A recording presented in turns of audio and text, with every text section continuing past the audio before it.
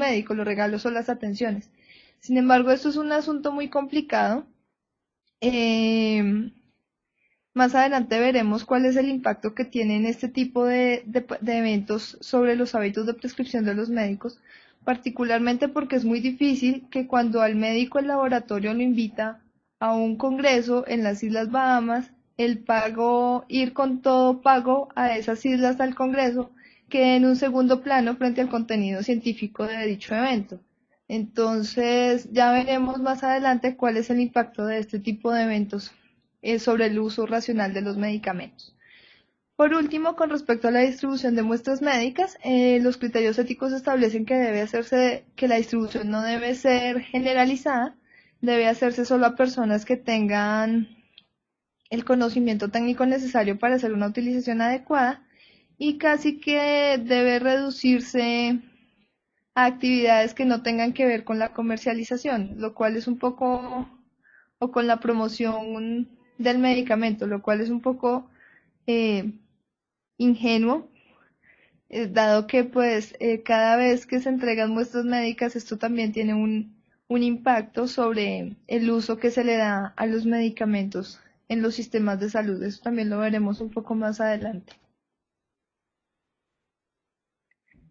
Entonces acá les voy a mostrar cuál es el impacto de la publicidad farmacéutica. ¿Por qué es importante considerar este tema en general?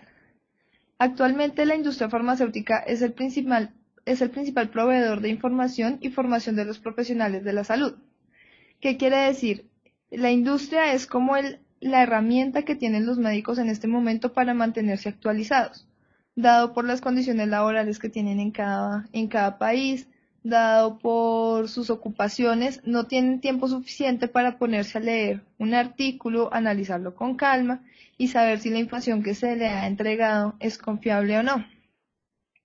Por tanto, la industria farmacéutica de cierta forma le facilita el acceso a la información, pero pues con su conflicto de interés particular. ¿A qué me refiero con el conflicto de interés? Tenemos un conflicto entre la salud de la población y los objetivos comerciales de la industria. Por un lado tenemos el uso racional de medicamentos y el beneficio que nosotros esperamos que este tratamiento le dé a la persona en su condición o en su patología, frente al afán de la industria sobre las ventas, la presión de los accionistas y mantener las ganancias de la empresa.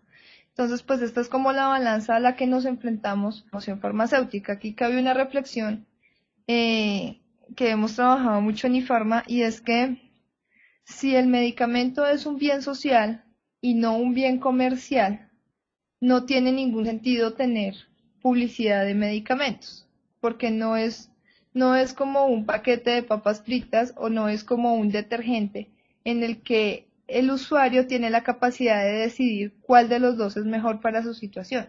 En este caso, el paciente no decide qué medicamento va a tomar, el médico es quien decide. Hay una asimetría de información en estos casos, en los cuales dicha simetría podría justificarse en algún modo en las mercancías comunes, pero pues considerando que el medicamento no es una mercancía común, sino es un bien social porque favorece o ayuda a mantener la salud de la población, no se justificaría el uso de promoción y publicidad de estos productos.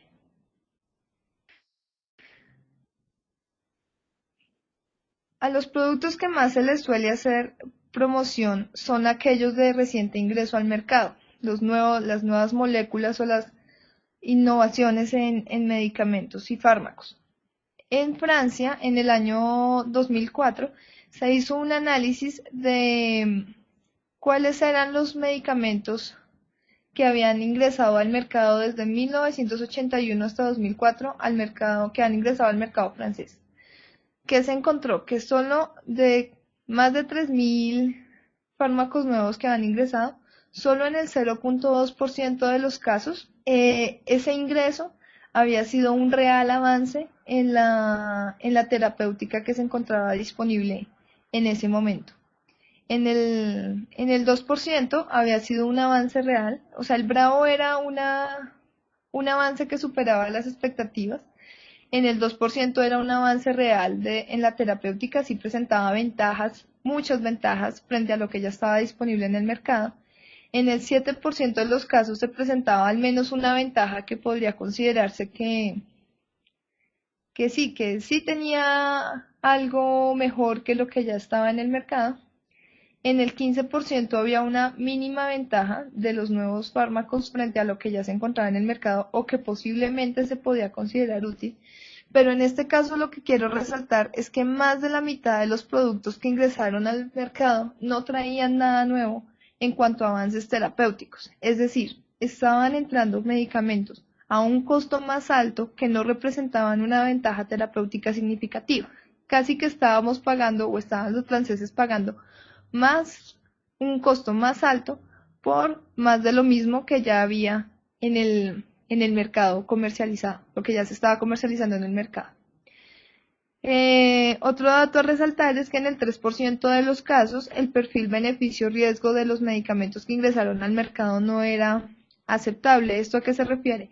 A que los riesgos que representaban estos medicamentos en su consumo masivo eran mayores que los beneficios que podrían tener sobre la salud de la población.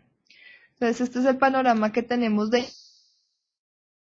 innovación en la industria farmacéutica. También en los estudios de impacto de promoción y publicidad de medicamentos se ha encontrado que estas estrategias aumentan la prescripción y el consumo inadecuado de medicamentos. Algunas pruebas que tenemos, tenemos el caso de la gabapentina. En este caso, ustedes pueden observar la primera indicación para la cual se pidió registro sanitario en Estados Unidos para este medicamento fue para la epilepsia. Como ustedes pueden ver en la gráfica, la epilepsia es la indicación que menos ingresos le significa al laboratorio por ventas de este medicamento. Posteriormente a la comercialización ya como anticonvulsivante, como antiepiléptico, él a comercializar y a promocionar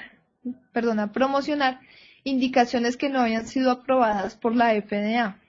Es decir, en las cuales el laboratorio no le había demostrado a la agencia regulatoria que el medicamento tenía alguna utilidad y que era seguro. En estos casos tenemos el dolor, la migraña y los desórdenes psiquiátricos, que son indicaciones no aprobadas de este medicamento. El productor de gabapentin fue sancionado en Estados Unidos por faltar a la regulación de publicidad, promoción y publicidad farmacéutica, dado que estaba promocionando indicaciones que no estaban aprobadas, lo cual podría considerarse información falsa, de cierto modo, pero además este medicamento fue acompañado por un escándalo posterior, dado que se descubrió que los datos de los ensayos clínicos que se habían presentado como prueba de su efectividad habían sido manipulados, los resultados habían sido manipulados. Luego no se tenía certeza si el medicamento era realmente útil o no. Entonces, este fue un caso particular a nivel mundial.